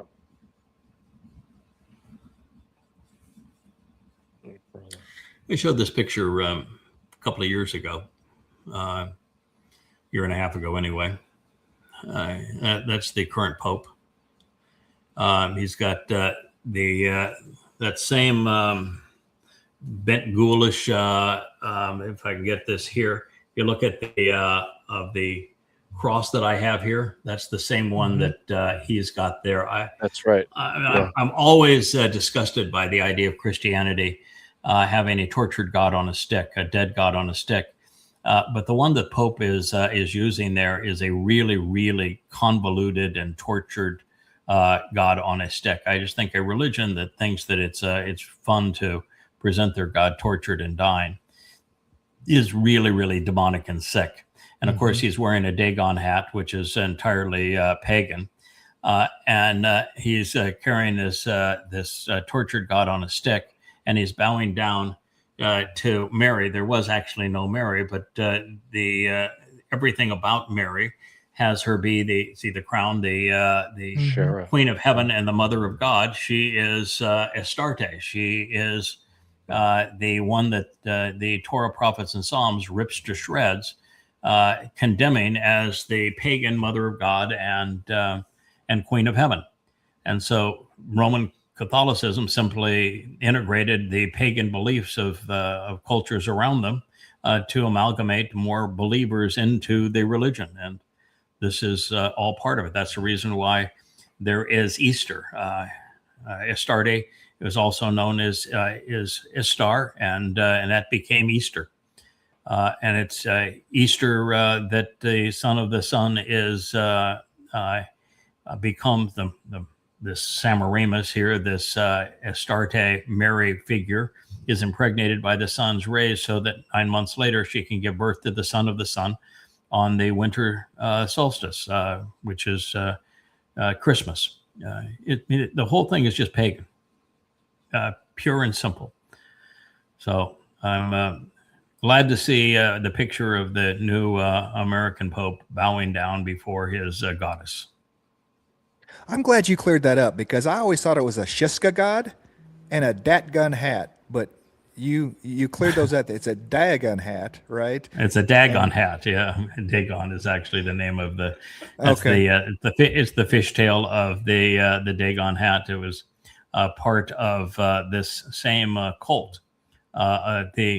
Because the Mother of God and the Queen of Heaven was shown that ictus that Christians have, it was turned 90 degrees. It's a vagina. And so Christians turn the vagina symbol of the fertility god, the Madonna and child, into the symbol of their religion. And they then took the Dagon hat, which is symbolic of that fish god, and made it the crown of the Pope. And of course, Pope is from the Latin, where Augustus Caesar was the first to call himself the father of all Romans, the Pope. And so it's a Roman imperial title that they bequeathed upon themselves. And God, of course, calls Imperial Rome and the Roman Catholic Church the beast that trampled, the most vicious of beasts, and the beast that trampled on the entire world. So this is the worst enemy that mankind has ever faced, according to God.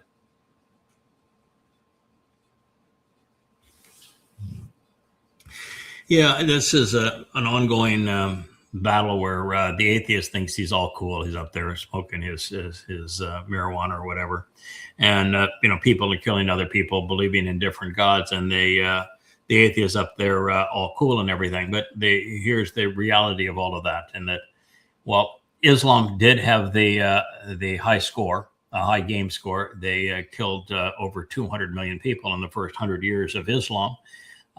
In the last 100 years, Marxism, which is the religion of man, has passed Islam in terms of death toll. So now it's the religion of the atheist that is the most deadly at all. So you can't pretend to be a peaceful person and be an atheist and condemn religions for being murderous.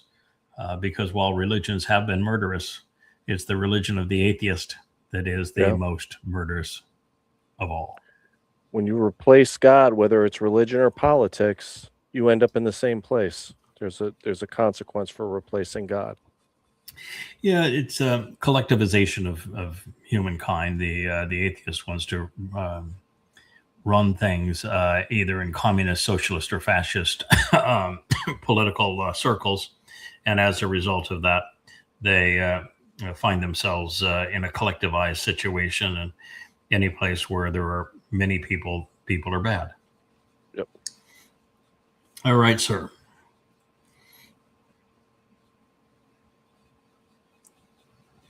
This is really an interesting deal here. You can play it. I don't think there's any sound with it, but if there isn't, you could just, I think you've already turned off the sound anyway. But these are FBI agents, one after another, going in with evidence bags. And you know where they are, what that home is? Well, it's Lindsey Graham's house. That is correct.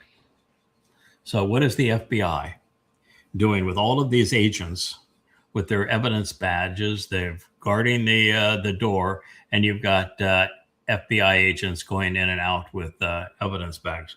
What is in that house that they are trying to cover up? No idea. Are we sure that he died in his house? I mean, that's where something happened, and then Larry Johnson, the FBI, the former CIA analyst that made the claim that the Iranians had already had a nuclear bomb, and he's making the claim that Lindsey Graham was killed in Ukraine and then was flown back to the United States dead. But there's also 911 reports of Lindsey Graham making calls to not to 911, but to his scheduler, asking his scheduler to call 911 because he wasn't feeling very well. And that evidently they arrived too late. So I think the evidence is that he died here. There is considerable evidence that he wasn't just gay, but that he was really into some very whacked out homosexual practices. And again, I don't care about somebody's sexuality unless they're a hypocrite about it, like Paul, who was a homosexual, but then condemned homosexuality. This would be the same thing with Lindsey Graham. He, in all likelihood, was a homosexual, and but then he would condemn homosexuality. That makes him a real hypocrite. Might have been one of his more redeeming qualities, for all I know. But these guys are in confiscating evidence. And what's the reason? And of course, in America today, you'll never know. That's right. I find it fascinating that someone lives a life of being a senator and their first call is to someone to call 911 for them. Mm-hmm. And He's they called a scheduler. According to another senator, who I guess knew the same scheduler, Lindsey Graham called his scheduler, not 911, and said, I'm feeling uncomfortable. According to the whole thing, he said, I can't die now. I've got other things to do. I've got to get the sanctions on Russia. I've got to get more weapons to Ukraine. I've got to, do this. Warmongering. Oh yeah, more war for Iran. I've got things. I've got really important things to do. People to kill. Get the Save America Act through. Yeah. Oh, it actually didn't say that one. That was not in his list. But that's what Trump said. Trump. Nope. He did not mention that. He had just got off the phone with him. Trump lied. Yeah, go figure. Trump lied. No way. And there seems to be a real disconnect too that Trump could have had a conversation with him when he called his scheduler and said, "I think I'm dying and I'm not ready to die because I've got more people to kill." And that one of the subjects he wasn't talking about was the Save America Act. So. Well, we seem Well, to Trump- have a disconnect. Somebody's lying here, and we got the FBI in to confiscate the evidence. Trump did mention. I think we're in going to have his as, phone we're gonna have call. as much accountability here as we had on the Charlie Kirk assassination. Oh, maybe less. absolutely. We're not Yeah, going Trump did anywhere with mention the phone call took place between him and Lindsey somewhere in the 7s, he said, by Yeah. his recollection. So now we can at least timestamp it with when the 911 call came in to see if From if the there's any scheduler. tomfoolery. Well, we don't there. know. It wasn't from Lindsey. It was from the scheduler, and the FBI Uh-huh. wouldn't is highly likely not going to reveal that. Isn't that amazing that No. that we live in a country now that is that it. Can't way? get that kind of answer. Yeah. Yeah, that the country won't even identify the murderers of Good, of Bretty, or of Joan, or the fellow down in Texas. They won't even reveal their names. Yeah, it's a very special country that you live in now. And banana the republic. FBI would not be my first choice to go in and secure any sort of not only classified information, but seedy type of. The Yeah. man's a senator. He's known a lot of secrets for a long time of people on the for Hill, sure he right? has. And if he had Yeah. anything Yeah. on anybody, I wouldn't be sending the FBI in to secure that material. You know what I mean? They're not the group that does that. So No, um, no, they're not. They're not. None of those FBI agents have top secret clearance. They're the cleaners. They're the cleaners. Yeah, they're the cleaners.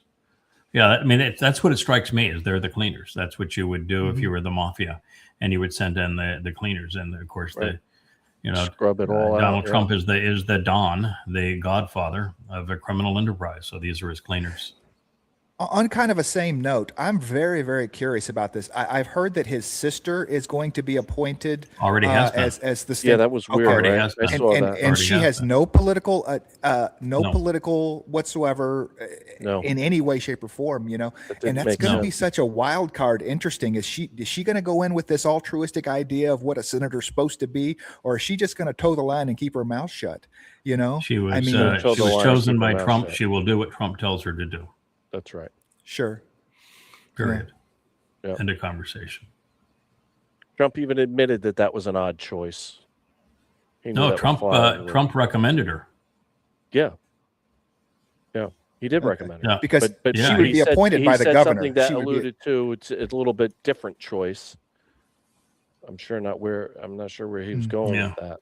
I think it's the governor that gets to choose, but They do. Yeah. the moment he died, Trump said, "I think it should be his sister that replaces him." Yeah. Jolani, what a nice fellow. Now, this deal would be that's Baghdadi on the left and Jolani on the right. Obviously, it's two separate pictures, not the same picture. But you know, the AI did a nice job of trying to get them looking like they were looking together and having a conversation. Could have blurred the line a little bit, but nonetheless, that's the two. And Dilman Abdul Qadir wants to have you believe that the founder of ISIS is Baghdadi. Talks about how they dispatched Jolani, now president of Syria, from Iraq to establish the Jabhat al-Nusra as an extension of ISIS in Syria. It's partly true, but it's the basis of and the foundation of ISIS is not Baghdadi. The founder of ISIS is General Petraeus. Mm-hmm. Petraeus created the Awakening program, where he decided that he would arm Sunni militias. And his comment, he just lied, and he said, we'll use the Sunni militias to go after al-Qaeda. But there was no al-Qaeda in Iraq, and he knew there was no al-Qaeda in Iraq, and al-Qaeda is a Sunni organization. So if you wanted to arm a militia to go after al-Qaeda, you would have armed the Shia militia. So it was an absolute lie. But of course, Americans don't have 5 IQ points between them to ever challenge a lie from a lying general. He armed the Sunnis because America was failing in its battle against Shia militias. Shia militias were taking a vicious toll of American troops in Iraq. That freeing Iraq from Saddam Hussein, who was a Ba'athist, and the Ba'athists were mostly Sunni, gave Iraq to the majority, which were Shia Muslims, and the Shia Muslims were very effective at arming and using Shia militias to kill Americans. So his real thought was that he would arm Sunni jihadists in Iraq to take out Shia jihadists in Iraq. Except that's not what they did. They took the weapons and they rebranded themselves as ISIS, the Islamic State in Syria. And they used those weapons to first attack Mosul. They then killed tens of thousands of Yazidi. They tortured them to death. And then they took many thousands of Yazidi little girls, either burned them alive or gang raped them and kept them as sex slaves. And this was Jolani's job to oversee all of that. And so Baghdadi was not the founder of ISIS. It was General Petraeus working for George W. Bush, that in the counterproductive war and invasion of Iraq, managed to give Iraq to Iran and create the Islamic State to replace Al-Qaeda. Oh, the wicked webs we weave. And then he becomes Trump president of Syria, and Trump loves him. Trump has him in the White House, doesn't he? Gonna He sell him does. his, Yeah. give him his perfume. What do you say? Such He's a a very good-looking guy. strong man. Mhm. Yeah, handsome man. Yeah, Strong man, and fighter. handsome. Yeah, yeah. We should look up to him. Trump even gave him a bottle of special cologne. Yeah, Mm-hmm. he probably smells. Who knows? Well, Trump does. So yeah, I guess you need the cologne to take care of that. One of the greatest lies ever perpetrated is that the military provides freedom. It has never happened in American history. Militaries do not provide freedom. They are the least free organizations within the countries. They're a military soldier has no choice. They have to obey the orders that are given to them. The moment you become part of the military, you surrender your free will. And in the case of America, there's no case where American military have fought to protect American freedoms. You can go through every war, and it's just not the case. And over the last 50 to 75 years, the American military has been used to impose death and destruction on other places in the world, but never once there to protect America. There's no American interest in Iran, none. There's no American threat or interest in Afghanistan. There wasn't any in Iraq. There wasn't any in Libya. We went and bombed Nigeria. There was no American threat in Nigeria. We invaded Grenada. We invaded Panama. We had regime change in Venezuela. We blew up boats in the Caribbean. None of these things was there an American threat. We lost 60,000 Americans in Vietnam. There's no American threat in Vietnam. We had no Americans freedoms of Americans weren't under attack in Korea. So everything you look at, Americans weren't under attack with the Maine. It was, but we sent them off to fight, the Spanish-American War. Americans weren't under attack in the Mexican-American War. The Americans were not under attack when we literally had the Lusitania sunk to cause that war. The idea that American freedoms was under attack because of the Gulf of Tonkin, it turned out to be a complete lie. No. Americans that sign up for military duty are sacrificing their liberty and living a lie. And the organization they belong to is designed to blow things up and destroy them and kill people. It is not designed to protect American liberty. They have never done so. They will never do so. It is a complete propagandist lie. What the military does is make it impossible for people to approach grievances with their government. Mm-hmm. That's why Trump wants to deploy them inside the United States.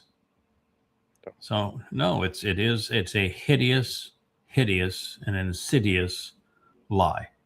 I do not support the troops. The total abandonment of the U.S. military would be the best thing that America could do. Never should have been. No. It never should have been. Ever. And Thomas Jefferson was really clear that the whole purpose of the Second Amendment was to eliminate a standing military, which Jefferson knew would be the second biggest threat to the country. The biggest would be a central bank. The second biggest would be a military. And he went on, he wrote vociferously of the consequences of a military. It sounds very much like he read YAHOWAH's analysis of what was going to happen when the Jews democratically decided they wanted Shaul to be their king in the way of the Gentiles. Jefferson knew that a standing army, a military of a permanent army, would be devastating to the nation's freedom. And he was right. And but the morons now that promote this lie, and it's propaganda. And of course, when they promote propaganda, they have to have it under a flag. They've got to have it under some symbol that people revere. But it's nothing but propaganda. It is not true.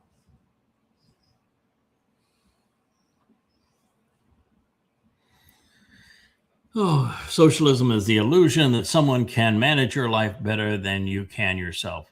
What a stupid statement. Good God. I mean, when the only intelligent thing that was said that we found on X for the whole day was proposed by an anti-Semite. I know. A Russian anti-Semite. A Russian anti-Semite is all we've got. No. Nobody becomes a socialist because they think somebody can manage their life better than themselves. Never, ever, ever. So that isn't the definition of it. It's not even close to the definition of it. Socialism is this mental disorder that thinks that what others have earned belongs to you. And it's born entirely of greed. The very greed that the socialist portrays on those who are productive so they can demean them is the very greed that sits at the heart of socialism. Yeah. It's born out of envy and greed. Yeah. Not capitulation. The Marxists believe that they deserve what others have earned and that they were going to create a government that confiscates it. So, my God, no, you're wrong. How is anybody going to learn anything if everybody is wrong? Yeah, socialists prey on those who are entitled. You know, there's a whole population of entitled people, and they are easy prey for socialists. You know, take this generation. No. The socialists think they're entitled. They don't prey on the entitled. The socialist preys on the productive. Yes. Those who have actually built something, created something, the socialist has no interest in actually investing the time or energy to build anything or take the responsibility or even have the wherewithal or the intellect to invent and to create and to conceive. They simply want to steal. Yeah. So I should have said they capitalize on that sense. They take advantage of the fact that there are very many entitled people, and you can rally them to a cause and get them to believe that they deserve things over and above everybody else. Yeah, well, the concept of entitlements means that they think that they're entitled to steal from what others have, that they're entitled to food, they're entitled to medicine, they're entitled to an education, they're entitled to housing. They're entitled to all of these things when they're entitled to nothing. That's right. You're entitled to nothing. Earn something, produce something, contribute something. Mm-hmm. Good God, you're a deadbeat when you think that if you're entitled, then who is not entitled and therefore has to produce what you think you're entitled to. Mhm. Right. So you got to have some stooge that you can whip to go make the things that you think you're entitled to. Mm-hmm. Yeah, they're too lazy to even go steal the stuff themselves. They have to have someone else go steal it for them. I mean, that was the whole joke about, cat burglars or whatever. Oh, the thieves. Oh, it was a very clever crime. The way they stole something, or whether at least there was some thinking that went into the crime they perpetrated. Socialists can't even do that. They have to have someone else go get it for them. Yeah, it's not even Robin Hood. It's not. Robin Hood went out and robbed the rich allegedly to give to the poor. Of course, with him taking a mighty swath of the proceeds for himself. But the socialist doesn't even want to dress up in tights. No. Yeah. Now, if you told them that you dress up in tights, you could be transgender, maybe they would consider it. Maybe they would. Oh, wow. So Trump's big announcement on Thursday isn't about something that he has discovered that it somehow has the 2024 midterms or 2026 midterms at risk, or the 2028 presidential election at risk. No, this piece of shit is going back to 2020 and claiming that he is uncovering now some classified information that there was some foreign involvement in that election, so that he can, in his mind, justify it actually being stolen from him. He can't get out of himself, and it has no value to the country, none. And listen, there is no country out there that's going to say, "Geez, what we think is we want the comatose Joe Biden, and so we're going to interfere in America's election to get the devil. We really want the man that's going to trash NATO. We want the man who's going to start a war with Iran and wreck the world's economy. We want the man that is going to kidnap the leader of Venezuela and then confiscate its oil. We want the man that is going to be all over the place on the Ukraine proxy war, so nobody knows what side's up. We want the man that is going to say one thing today and the opposite tomorrow. No, and to say that America, that a foreign power would say, "Oh boy, we really want Joe Biden." No, there wasn't a tinker's damn reason for anybody as a foreigner to play in that religion. I mean, if somebody had some foresight to realize that Donald Trump was going to be demon possessed, the entire intelligent world would have gone against him. You'd have had every NATO country that would have been against him. You'd have had Russia and China and Iran and really the entire world, Venezuela and South America. You'd have the entire world against him, but he would have lost 99% to 1% if we knew that he was going to be demon possessed and a confabulator. But why is he so fixated, other than his own stupid ego, on what happened in 2020? And the only news out of 2020 was there was that story that the FBI was promoting that the Russians were somehow encouraging Hillary Clinton to be president. But that was the previous election when he ran against Clinton, and in that election, the rub was put against him that he had the Russians collaborating on his behalf. Now, I could see the Russians doing that. They owned him. He was a made man in Russia. So the Russians could have done that. The Russians actually did a really intelligent thing in that campaign. They got access to Hillary Clinton's personal emails, and she was just a whore in her emails. She was completely disingenuous and a piece of trash. And, and they published those emails. And you can say, well, that was a dastardly deal. The Russians shouldn't have done that. Why? If your personal emails can be used against you in that way, too bad for you, because you wrote them. Yeah. Right? So I'm not, I don't have an issue with the Russians doing that in terms of exposing her email. But in the Biden election, this notion that the Ruskies or the Chinese or someone's going to say that now we want the regime that we were opposed to. So the Russians were opposed to Clinton, which was, Obama, Clinton, Biden. If they were opposed to her because for some reason, and they exposed her emails because they wanted Trump, because Trump was a made man, then there would have been zero incentive for the Russians to go the opposite way and say, we're going to now support Biden against the man that we have the goods on in Trump.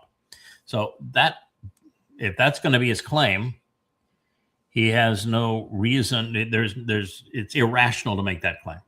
Okay. And if he's going to make the claim that China was the one that wanted Biden, you'd have to come up with a reason. And China has gone out of their way to keep from interfering. And they don't want to interfere. Their whole trade policy and their international relations policy is not to interfere. As we said yesterday, they'll do a deal with any nation. They don't care if that nation is fascist, socialist, monarchical, democratic, socialist. They don't care. They don't base any business deal or any international dealings on a nation's government. Their deals are always straightforward. We'll give you the money to build infrastructure. You will use the money to hire Chinese firms. We will give you a bid in writing for what it will cost. We'll produce a quality product at a good value. If you pay the loan back, then it's that asset is yours. If you don't pay the loan back, the asset is ours. Very fair deal. It's the one that China has used to become the leader of the world in so doing. So there is no investment by China to choose one leader over another leader. They don't care. So what is he going to go to? Mexico did it, or Canada did it? I mean, the only place he could go that he would get a political boost for claiming it would be Israel. Yeah. I don't think that's where he's going to go. But if he did that, it would certainly betray Israel, and it would play well to his base. And he'd get an enormous boost for claiming that Israel was trying to manipulate the election. But Israel would never have manipulated the election on behalf of Biden against Trump. No. So that doesn't work. Yeah. So now what do you do? What do you do? Yeah. So it's going to be idiotic. I guarantee it's not going to make it's just senseless. It's like when Trump said he was going to have the greatest announcement of all time, and he came out with a complete dud 4 or 5 days later. I would assume it's the same thing. Maybe the aliens did it. Maybe the aliens were going to have a twofer on this. Their aliens exist. This is the proof of aliens' existence, and they are interfering in the elections against me. Yeah. Maybe it's a twofer. Okay, but then why would the Democrats? Aren't these aliens all reptilian overlords? Yes. You always see them; they're reptilian overlords. I don't know. There's no evidence yet. We haven't. Isn't Trump Satan and therefore a reptile? Yeah. Why would they go against the reptile? Yeah. Right. This is all coming together. I don't know anything about alien politics. I'm sorry. You have me at a loss. Okay. All right. Good luck with that one.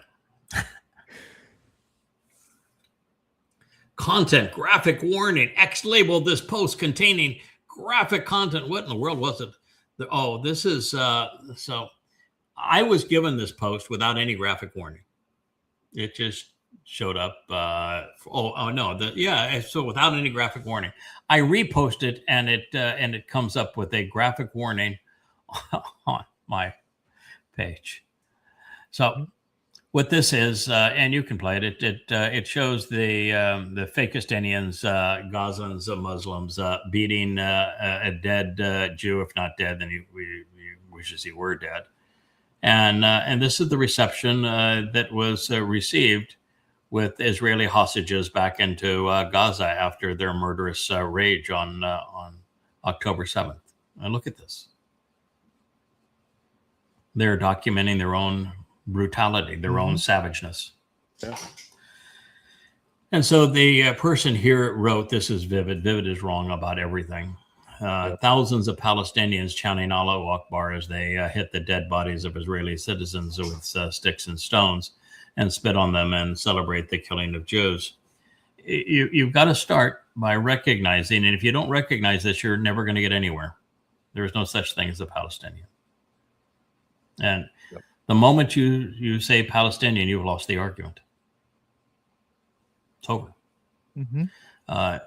There are no Palestinians, just ordinary Muslims. Allah was not a Philistine god. And this is life and death for Israel. Until Israel, and Vivid is a very popular poster. He's a piece of shit, but he is a popular, or she or it, who knows if it's an it or a she or a him. But they're wrong always. And until Israel wakes up and recognizes that their enemy is Islam and holds it accountable as such, there is no Jewish state. Well, they've already been checkmated by Iran for making that same mistake. I think Iran's the enemy as opposed to Islam. And how long did we spend, Yada, trying to make that point on X over and over? If it wasn't Vivid, it 30,000 posts. Cheryl E. And they would look at you like it was incomprehensible. When you would say your enemy is Islam, it's not Hamas, it's not Iran, it's not Syria. They just would like, yeah, to death. And then they would just Trump is the great betrayer. Stop pretending that Trump loves you. He is, according to the prophets, the great betrayer. And you're not going to prevail by destroying Gaza. There is a better way to respond, and destroying Gaza is going to be counterproductive for you. And I know you want regime change and you want to go and bomb Iran, but you're never going to get regime change in Iran, and bombing them is going to be counterproductive. Don't do that. Yeah. 30,000 posts. Yeah.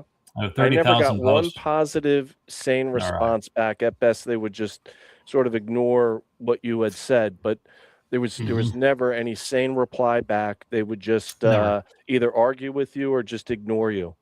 Yep, correct. And yet everything I said turned out to be true. Yeah. And recently, when we had Israel checkmated by Trump and Iran, and it became obvious, and many Jews actually acknowledge that it's obvious, they still go right back to their favorite lies. What God has found is that the Jewish people, the Israelites, have been impossible for 4,000 years. Nothing has changed. He has never been able to reason with them, to talk with them, to influence them, to garner their attention. And so we should expect exactly the same. It's not until there's nothing left for them to turn to, no one for them to turn to, that a final remnant will actually do something positive. But God's really clear that final remnant's going to be tiny.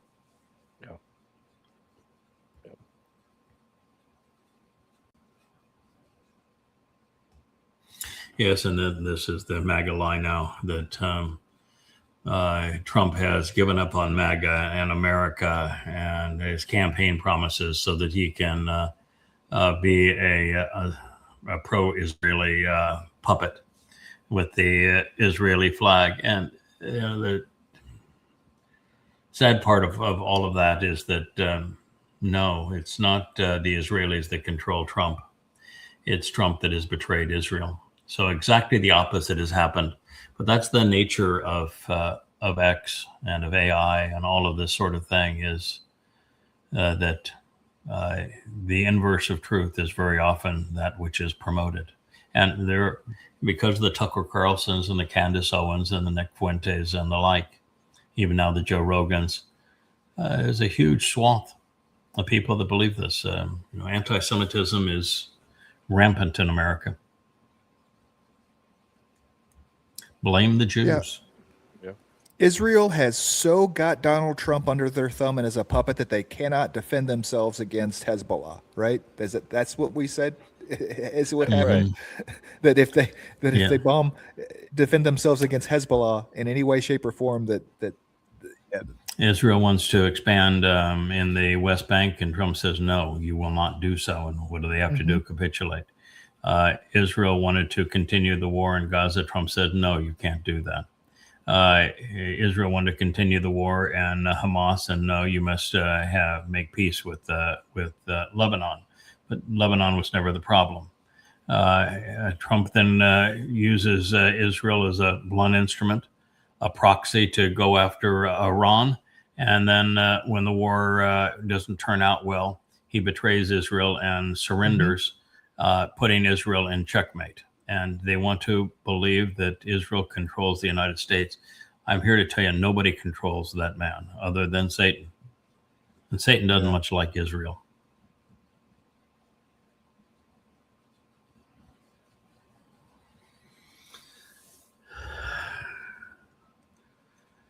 This is articulate on ICE. I am certain that my fact checker over here is going to tell me that the guy that I'm advocating to give a sane assessment of ICE is also an anti-Semite, and I'm going to say, all right, so I'm out of people to actually give a sane assessment of any topic, but you can play this. He has a very sane assessment of ICE. 2 more people, one in Houston, one in Maine.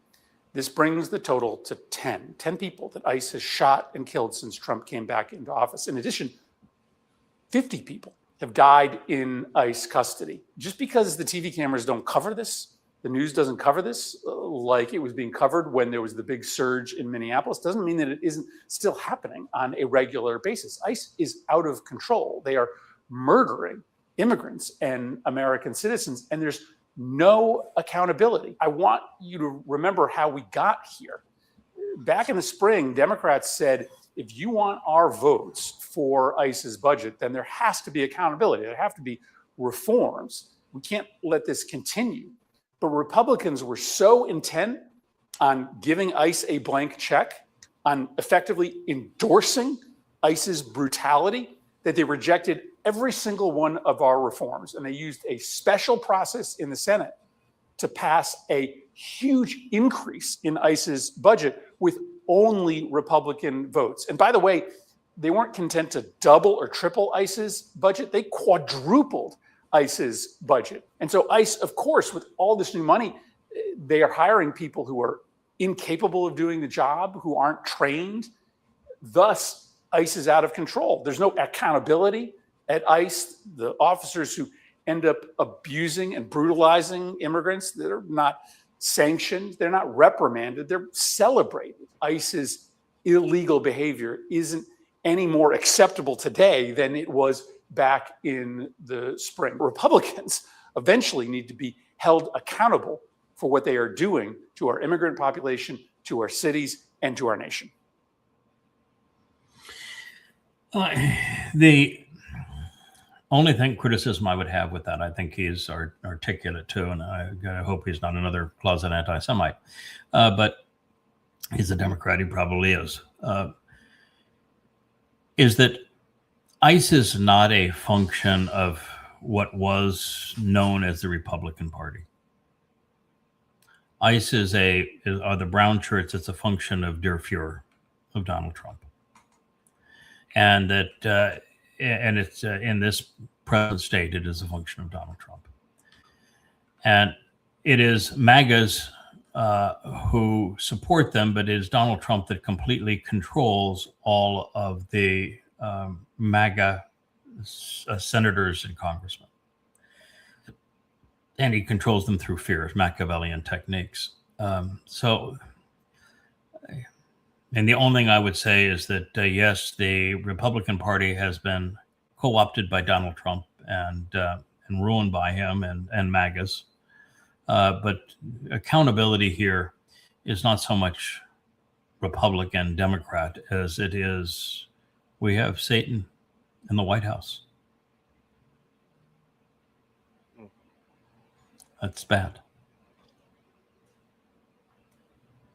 And no one's doing anything to fight that. No one, I mean, you have this whole idea of checks and balances, that this is what a Congress should be doing in their Congress and in their Senate, you know, but no one is fighting back.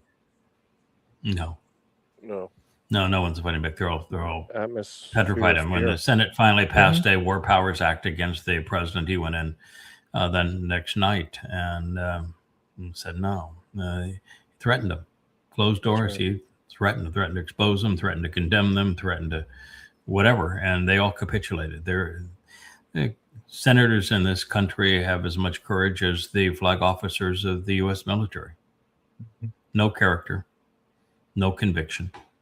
I mean, America is far worse than worthless now. Yeah. It's corrupt beyond salvation. All we're doing is at this point is you can change the music that the band is playing, but the ship that is America is sinking rapidly. But it wasn't an iceberg, wasn't an external force. Americans did this to themselves. All right, let's do one more. Yeah, Donald Trump raped me. Donald Trump is a convicted rapist. And let that sink in. The President of the United States is a convicted rapist. On top of that, he is a convicted felon. And the three trials that were postponed because he was elected president, and there was some court decision that a sitting president shouldn't be tried for serious crimes.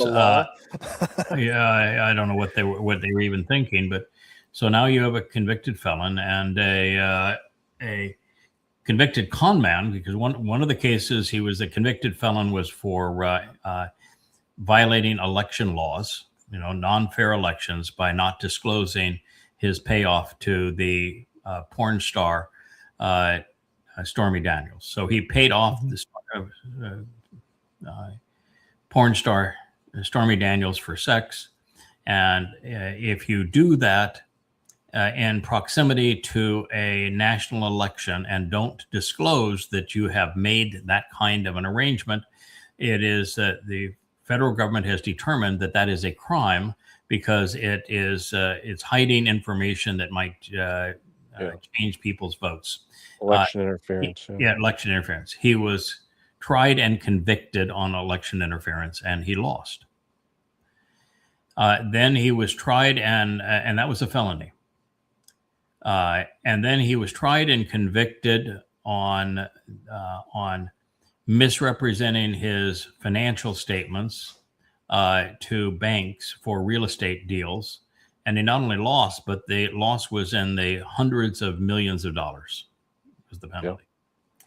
And then he was tried twice on raping this woman, on Carol, twice and lost on both occasions. And so he is a rapist. And that man is the President of the United States. And the trials that would have made the biggest difference is the document heist that was in Key Largo. He confiscated truckloads of these documents and had them in all manner of places, and some were at the highest security level. And that is a very, very serious crime, and he would have gone to jail for it. The single worst crime was what he did when he is recorded trying to change the voter outcome in Georgia. And he's recorded pleading for somebody to find him votes. That is a very serious crime with serious jail time and prison time. And then the one that would have surely gone against him, that would have caused him to be incarcerated for the rest of his life, was election interference and his January 6th participation, where he is the person who inspired it. They all left from his rally. He told them to go there. They did what he told them to do. and everyone that was tried in D.C. Was convicted and long prison sentences. And so Donald Trump, as the instigator of it, would have been convicted and had a long prison sentence. Those trials were all pending, and he would have lost them all. Yep. Had Elon Musk not stepped in and given him $300 million to swing the independent votes in those swing states at the last minute, Donald Trump would be bankrupt and in prison today. Yeah, it's remarkable, but that's true. Yeah. Now, Donald Trump publicly has admitted that he has fingered the genitals of women without their consent. He's admitted that he hosted beauty contests of young teenage girls, underage girls, so that he could walk into the dressing rooms and see them naked, which is a crime. And he's admitted it publicly. He was Jeffrey Epstein's best friend for 15 years, his primary enabler. There are many affidavits that say that he raped young women when they were in their early teens. He's even spoke perversely about Ivanka. Yes. Oh, absolutely. And he even made incestuous comments about, his daughter. Yeah. And one of his wives, he accused him of being sexually abusive. He is Christian MAGAs have elected the devil. This is their guy. This is their guy. They should be proud. So Christians, you have elected the devil, and you're proud of him. And he is acting every inch of the Satan with every speech he makes. And it's so obvious he's Satan. You know, it's why you talk about rape here. Donald Trump raped me. In the book of Ezekiel, which was inspired by Satan, there's 2 chapters of the book focused on 2 really graphic and brutal rapes of Jewish girls by Satan. And they're graphic. You know, you open the Quran, and the Hadith is all about Muhammad and his goons raping Jewish women. This is who you elected. Mm-hmm. Stunning. Yep. All right. Well, thank you, gentlemen. Always a pleasure. Will, appreciate you being here. Thank you, Kevin. I'm glad you are pleased with your avatar, and look forward to doing this with you again soon. And I guess I have Captain Kirk tomorrow, huh? Tomorrow. Who said anything about that? Who said anything about that? Yeah. It was a Surprise. Where'd you special get that surprise. idea from?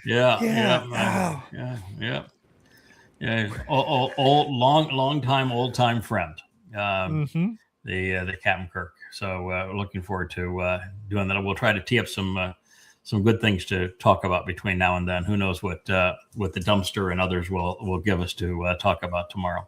Yeah. But thank you guys for participating. We'll be back with another episode of Luminaries this afternoon. We may have to go back and talk a little more about what we can learn about the meeting between the 3 fellas and Abraham and Sarah. Now that we have a more recent version of the text up for consideration. You got to start at chapter 16. You're going to start on chapter 16, I think. Rich, I think, has reloaded. I gave him a more recent document. He's reloaded it. Okay. And we'll check and see if he's reloaded it to where I ended the program, or I think we need to reload it way back to where I began the process of review. Where I think it's at right now. Okay. Take a look when we're done here. All right. Yep. So we'll see. Yeah, it is exactly, because it has that line about Noah would live another 350 years, and just how jarring that should have been to everybody. And and I know I'm the first to figure it out. And why is it that in a book that has greater distribution than any book in human history and has a delicious detail in it like that of 350 years after the flood, that nobody has figured it out? So I think it is worthwhile going back over that material again, because Noah and Shem, representing Yada and Dod, they were there at the affirmation of the covenant of Mount Moriah with Abraham and Yishak. Exciting. We'll go back on. Forward to We'll cover that that one. again. All right. Thank you, gentlemen. We'll All right, guys. talk Thank again you. later. Bye. See you later. Hey there, thanks for tuning in. That was Fetch. Gotta run now. Catch y'all on our next podcast.